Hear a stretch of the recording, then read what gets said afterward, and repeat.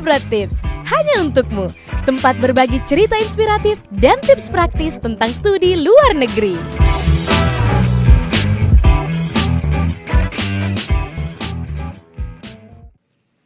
Assalamualaikum warahmatullahi wabarakatuh. Halo teman-teman semua, selamat datang kembali di Study Abroad Tips for You. Masih bersama aku Nila di sini.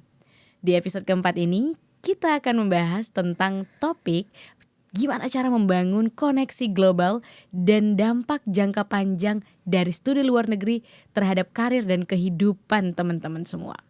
Hari ini kita ditemani oleh Kak Julianti Madiu, seorang alumni yang telah memanfaatkan pengalaman studinya di luar negeri dan sukses membangun karir di mana? Di World Bank atau Bank Dunia. Dan kita akan mendengar langsung pengalaman Kak Anti bagaimana membangun relasi dengan teman sejawat dan profesor internasional, serta bagaimana hubungan ini bisa membuka banyak pintu di masa depan. Langsung aja kita sapa Kak Anti. Halo Kak Anti. Halo Nila. Aduh, katong baku dapa lagi. Aku dapat lagi. Aku dapat. Suasana yang beda. Kak Anti, terima kasih banyak sudah hadir di kesempatan kali ini dan bersedia untuk sharing ke teman-teman pendengar. Halo teman-teman pendengar. Gimana kabarnya sekarang Kak Anti? Puji Tuhan baik, sibuk, dingin, dan tetap terberkati. Alhamdulillah, iya ya, sekarang kan lagi winter ya pas Lagi kita winter. rekaman Iya. ini. Nah boleh dong Kak Anti disapa dulu teman-teman pendengarnya biar mereka tahu siapa sih Kak Anti. Halo teman-teman pendengar, podcastnya nama apa? Study Abroad Tips for You. Study Abroad Tips for You. How are you guys doing? Nama saya Julianti Madiu, biasa disapa Julianti or Anti. Saya sekarang sedang bekerja di World Bank, khususnya di IFC, udah hampir 2 tahun. Saya alumni LPDP di kampus Northeastern University, jurusan Operation Research atau riset operasi. Oh iya, ada nih yang belum Kak Anti sebutin lagi yang mungkin perlu aku sebutin nih biar teman-teman tahu. Jadi Kak Anti ini S1-nya dulu di Universitas Patimura Ambon, teman-teman. Like, can you imagine dari Ambon ke Amerika? Seorang Benar putri sekali. timur, Masya Allah. Benar. Dan kakak juga S2 di Boston ya. Yes, S2 di Boston. Dan itu dia sekarang Kak Anti sedang menjalani karirnya sebagai salah satu pekerja di World Bank, Bank Dunia, tepatnya di IFC ya Kak. IFC. Oke, kita masuk ke interview session.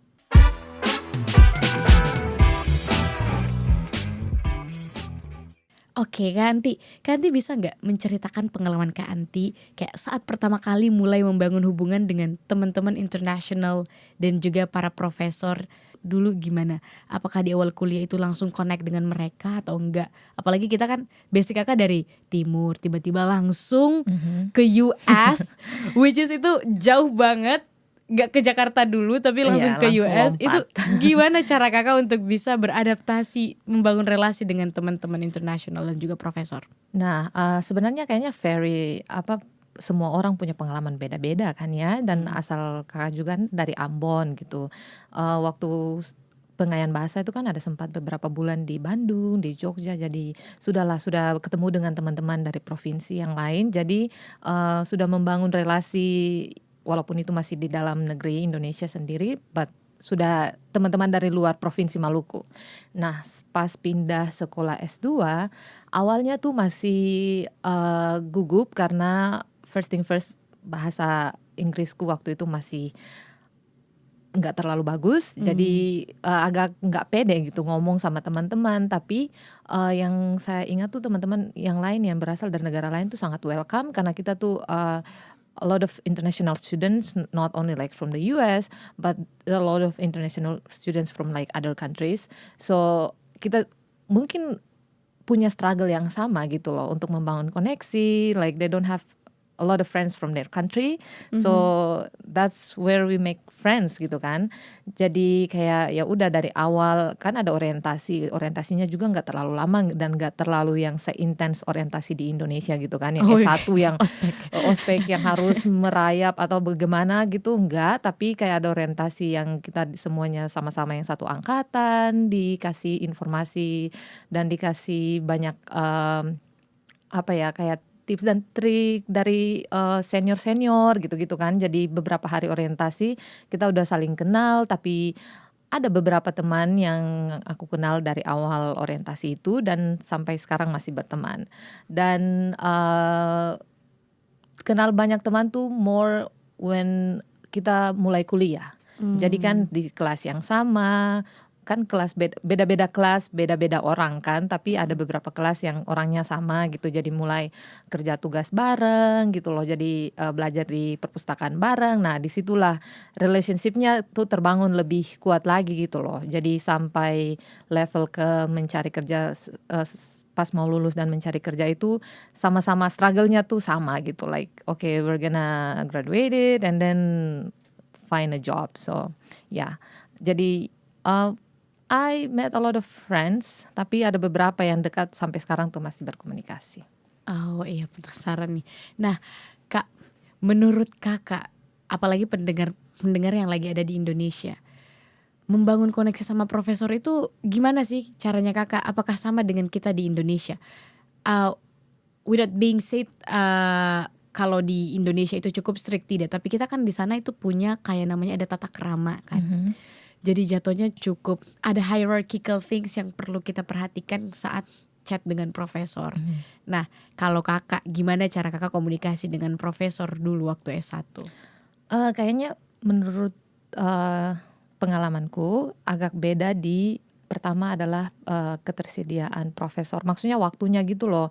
Kadang kalau di Indonesia profesor banyak kegiatan yang kadang waktunya belum tentu, kayak oh dia available dari jam segini sampai segini. Tapi kalau di sini waktu available time-nya tuh sudah ada gitu loh. Oh Udah jelas. tomorrow I'm gonna be available from this time to this time. If you want to see me, please schedule sometimes during this. Oh ya, office hour Iya, ya. jadi ada office hour-nya gitu. Jadi kita nggak yang aduh bapak ini ada nggak ya gitu. Jadi kayak kita udah tahu, makanya kalau kita memang niatnya mau ketemu dia ya ke ruangannya, pasti dia ada di jam yang dia tentukan. Like pasti, like mungkin kalau ada urgency something baru ya. Tapi mostly I've never experience kalau pergi terus waktu yang dijanjikan lalu profesornya nggak ada gitu loh. Jadi kayak it's easy to make like schedule to meet the professor compared to when I was in Indonesia. Dan mereka tuh lebih kayak sangat ini waktu ya, sangat memperhatikan waktu, sangat kayak misalnya oh kita akan ketemu 20 menit ya akan dibikin 20 menit gitu, benar-benar kayak okay, what is apa tujuan untuk ketemu gitu loh. Jadi kayak benar-benar diusahakan untuk dalam 20 menit itu diselesaikan gitu loh. Terus easy untuk make schedule with them, apalagi kalau dosennya ini adalah dosen bimbing kita gitu. Tapi kita juga bisa ketemu dengan dosen-dosen yang mengajar, kayak dosen-dosen kayak kayak pelajaran A, B, itu kita bisa ketemu dengan mereka, kayak mungkin ngomong tentang tugas, kalau ada kesulitan yang kita alami selama mengerjakan tugas, atau just ask any question about the class and we can make a time with them. Nah ini yang mau aku tanyain lagi. Kakak kalau misalnya chattingan atau try to connect with professor, apakah pembahasan yang kakak bahas itu cuman sekedar tugas atau you also discuss any topics with them?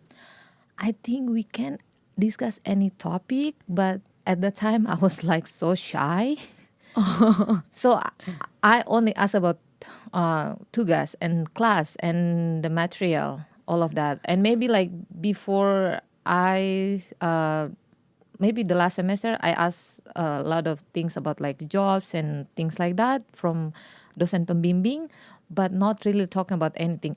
I should have done that. Like Iya sih, kayaknya bisa dan mereka tuh sangat senang untuk Iya, berbagi. betul Cuman betul. kitanya tuh yang kayak kurang ini ya. Jadi kayak untuk teman-teman next time kalau sekolah di luar, please gunakan kesempatan itu kalau ngobrol sama profesor yang penting masih dalam tahap ini ya masih sopan dan nggak terlalu yang melebar kemana-mana. You can talk anything about with your Yes, professor. betul. Iya, aku mau tambahin juga sih tentang gimana environment para profesor di sini. Mhm. Mereka tuh sangat open, literally open. Mm-mm. Selama kita nggak membahas privacy, kayak Yes. mengulik, mengganggu privacy dia, mereka aman. Aku bahkan kayak awalnya cerita tentang sama dosenku. Kita cerita tentang studi update perkembangan studiku gimana. Tiba-tiba out of nowhere kita bahas tentang sejarah. Sejarah Ya. kenapa bagaimana bahasa Inggris itu tidak terlalu common di Indonesia, kemudian dia bagaimana di negara asalnya itu seperti apa, kayak oh my goodness, that's very very interesting discussion Ya. sama mereka. Bahkan kita juga sangat sangat apa ya istilahnya, kayak casual begitu. Yes. Cerita sama mereka kayak bukan cerita sama teman, kayak cerita sama kakak. Dan there are a lot of insights we can get from them. So use that. Kalau sekolah di sini tuh discuss a lot of things with the professors gitu loh. Karena we never know, like we can like get a lot of information from them that may be useful in the future gitu. Yes, betul. No ya, dan ini connect juga sama pembahasan di episode kedua Kak tentang mental health.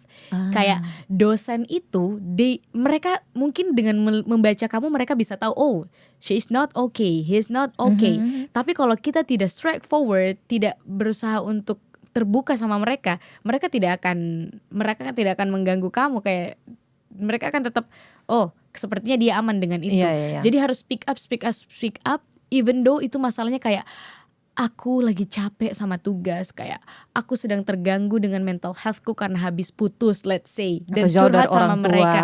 Yes, mereka sangat terbuka sama itu. Dan profesor itu adalah salah satu bagian dari job desk-nya profesor selain mengajar.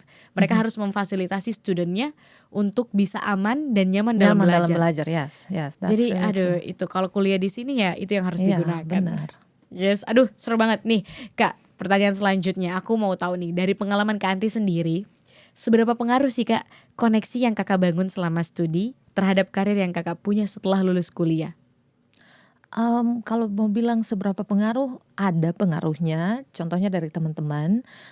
Kalau dari profesor, kayaknya aku emang kurang ini ya. Kayak ada buku satu yang profesorku kasih dan aku masih simpan sampai sekarang. Tapi setelah lulus, selama cari kerja itu ya paling dekat sama dosen pembimbing doang gitu. Karena profesor juga sibuk dengan mahasiswa dan kelas-kelas barunya juga kan. Tapi teman-teman, koneksi teman-teman itu juga sangat membawa ini ya, banyak benefit. Misalnya kayak sharing information dan even like mock up interviews, things like that. Like I did with my friends that I met from school, yes. So they help a lot. Karena mereka tuh banyak yang udah punya pengalaman kerja, bahkan ada yang punya pengalaman kerja di US gitu loh. Jadi mereka tahu kayak dunia kerja di sini tuh kayak gimana gitu kan. Kita yang datang dengan mindset dunia kerja di Indonesia tuh sangat berbeda gitu loh. Jadi kayak dapat banyak insight, not only information but insight about like job here. And like the most important thing is like mock interview. So I think it's yang penting bangun koneksi yang baik, relasi yang baik selama kuliah dan coba mempertahankan relasi itu sampai selesai kuliah gitu kan. Setelah selesai kuliah, karena disitulah kita akan saling membantu atau bukan hanya membantu tapi mensupport, emotional support too gitu kan, kayak untuk cari kerja gitu like dalam beberapa bulan karena kan ada batas waktu dan kita semua adalah international student. Misalnya kalau US student like they have anytime to do that. I can like take like 6 months istirahat baru cari kerja nggak apa-apa, but international student we have like Punya batas waktu. yeah, like so we have to like find a job during maybe like 3 or 6 months. We have to find a job during that time and it's hard, so we have to support each other. Yes, betul banget Kak. Apalagi kan kita untuk J1 visa, khususnya kayak aku J1 kan. Sebelum wisuda itu kita udah harus melaporkan kita dapat pekerjaan di mana. Karena kalau enggak, mereka nggak akan memberikan garansi untuk kita tetap tinggal di sini. Iya, bener. Aduh, yes, bener banget sih. Nah, Kak, aku mau tanya nih, biasanya sometimes kan ada perbedaan culture kan. Kayak kita sama orang US gimana, sama international student gimana. Apakah benar, Kak, kata orang yang orang-orang di sini tuh individualistik? Dan apakah itu juga mempengaruhi cara kakak untuk approach mereka? Atau sebenarnya mereka open-open aja kok kalau kita minta tolong? Berdasarkan pengalaman Kak Anti. Talking about individualistic, maybe that's not, we shouldn't take that as a negative. Maybe individualistic meaning like they put their kepentingan more than others gitu, which is good gitu kan, kayak okay, as long as like they don't harm people, other people gitu toh. Jadi that's what I can see from people like in the US or like any international students that comes to the US like that. So mereka tuh lebih kayak okay, fokus ke apa yang bisa mereka capai, apa yang bisa mereka bikin gitu loh. Kalau mereka emang gak punya energi untuk membantu, they're not gonna do that because and that's fine gitu loh, karena you know you cannot pour from like empty glass or what they say. Jadi kayak kita kalau build connection sama mereka tuh fine aja, not like jangan, jadi nggak kayak yang menutup diri, no, they're not like that. Jadi kayak kalau mau bangun koneksi, as long as it's not like kayak yang tadi Nila bilang, jangan kayak menyentuh privasi mereka gitu loh. Jadi kayak benar-benar sesuatu yang mungkin ya simbiosis mutualisme. Yes. Itu akan sangat bagus karena kayak kita kayak at some point we bring something to the table too, not only come and like hey asking and keep asking gitu kan, but we have like they can see like oh yeah I can get something from this person, not only like material but like you know just be a friends atau like emotional support, you know like there are a lot of things. Jadi kayak yang penting kita tahu membawa diri, that's the most important like, important thing yang kita harus ingat adalah tahu membawa diri, sopan, tidak yang datang serta-merta langsung kayak mengusik privasi orang gitu loh. Jadi di saat dia emang kalau tidak mau kita approach terus dia tidak mau untuk kayak dia bilang sorry, I'm busy or just respect that gitu loh. Jadi okay, and maybe next time gitu loh. Jadi kayak we just have to know how to approach people, and that's basic skill that all humans like kita harus punya gitu kan, karena kita harus tahu cara meng-approach orang from the way they want to be approached gitu loh. Aku setuju sih, social skill itu sangat penting dimanapun kita berada, gak hanya di negara orang tapi juga negara sendiri. Dan ini juga ada kaitannya dengan pembahasan kita di episode pertama, preparation ketika mau lanjut studi. So teman-teman jangan lupa dengerin podcast pertama sampai podcast terakhir ya. Ini penting juga, itu juga dibahas gimana cara kita untuk tahu budayanya, gimana cara kita biar tahu how to bring ourselves in anywhere. Menarik banget Kak pembahasan ini. Nah, dan emang dulu Kak nasihat dari dosen-dosen aku waktu S1 bilang untuk membangun koneksi seluas mungkin. Dimana aku dulu waktu itu gak terlalu paham, emang sepenting apa sih koneksi ini? Sepenting apa gitu. Dan akhirnya aku sadar itu benar karena kita gak tahu rezeki kita atau kesempatan itu datang dari mana. Benar. Dan aku juga mau tahu nih Kak, setelah kakak lulus waktu S2 kemarin, gimana cara kakak menjaga hubungan kakak dengan teman-teman dan profesor kakak? Karena menurutku ini juga punya tantangan sendiri. Like I wanna know in your perspective. Iya, setuju sih, itu tantangan karena kan kalau sudah masuk di dunia kerja kan udah sibuk gitu kan, kerja sampai sore gitu, kayak pokoknya kayak membagi waktu kerja, teman, keluarga, apalagi kita jauh dari keluarga yang perbedaan waktu dan harus benar-benar, jadi kayak itu sebuah tantangan. Nah mungkin kalau nggak terlalu yang intense relationshipnya, how to keep that like not really like okay talk every single day, no, because even not only us are busy, they are busy too gitu kan. So mungkin kayak keep ini ya, mungkin misalnya gunakan platform-platform yang ada, LinkedIn misalnya.